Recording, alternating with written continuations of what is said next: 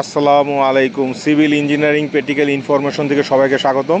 আজকে আমি এখন যে বিষয়টা নিয়ে আলোচনা করব, তো সৌদিও সুপারভাইজার বা ফোরম্যান একটা প্রজেক্টের উনি অবশ্য দীর্ঘদিন উনি সিলিন্ডার তৈরি করে থাকেন।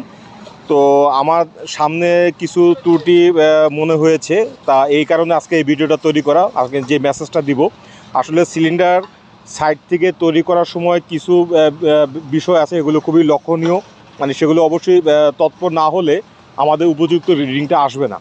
তো উনি কী কী ত্রুটি করেছে সেটা আমাদের এখানকার ইঞ্জিনিয়ার সাহেব আমাদেরকে আলোচনা করবো। আসসালামু আলাইকুম। ওয়ালাইকুম আসসালাম। আসসালামু আলাইকুম। আমি মোহাম্মদ ইঞ্জিনিয়ার আতিকুর রহমান। প্রথমত উনি যে সিলিন্ডারটা মশলাটা নিয়েছে, এটা নেওয়ার পরে উনি যেটা করেছে, এটা হলো ওনার প্রথম ভুল ছিল যে যখন উনি ট্যাম্পিংটা করেছে, এই ট্যাম্পিংটা হবে 25 বার।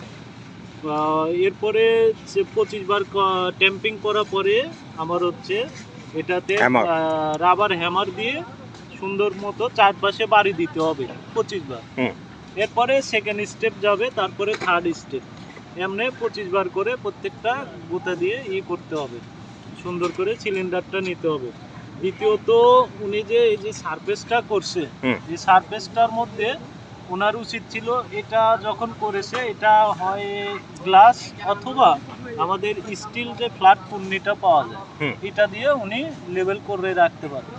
কারণ এটা যদি লেভেল না করে, তখন আমাদের যখন ক্রাশিং স্ট্রেন্থ মেশিনটাতে আমরা দেব, তখন এটা আপ ডাউন থাকবে, আর আপ ডাউন থাকলে রিডিংটা ভালো মতো পাওয়া যাবে না।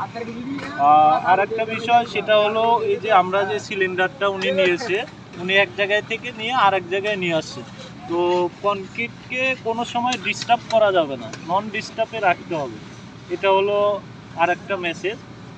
তো আরেকটা বিষয় হচ্ছে যে যখন উনি ট্যাম্পিংটা করবে, তো পরবর্তী যখন আবার এখানে ঢালাইটা দিবে এবং মাঝখানে যে ট্যাম্পিংটা করা হবে, যাতে নিচে যাতে আমার কংক্রিটে ডিস্টার্ব না হয়, রাইট। অবশ্যই সেটা মার্ক করে রাখতে হবে, যেমন স্টেপ বাই স্টেপ, 3 স্টেপ, প্রথম স্টেপের সাথে দ্বিতীয় স্টেপের রডটা লাগা যাবে না। এগুলো আমরা হচ্ছে আরেকটা ব্যাপার হচ্ছে যে এটা অবশ্যই 24 ঘন্টা পরে এটাকে 24 ঘন্টা পরে এটাকে খুলে তারপরে হচ্ছে কিউরিং এর জন্য ড্রাম অথবা পুকুর যেখানে পাই, এখানে মার্ক করে এরপরে রাখতে হবে। আচ্ছা, ধন্যবাদ আপনাকে। জি, আসসালামু আলাইকুম।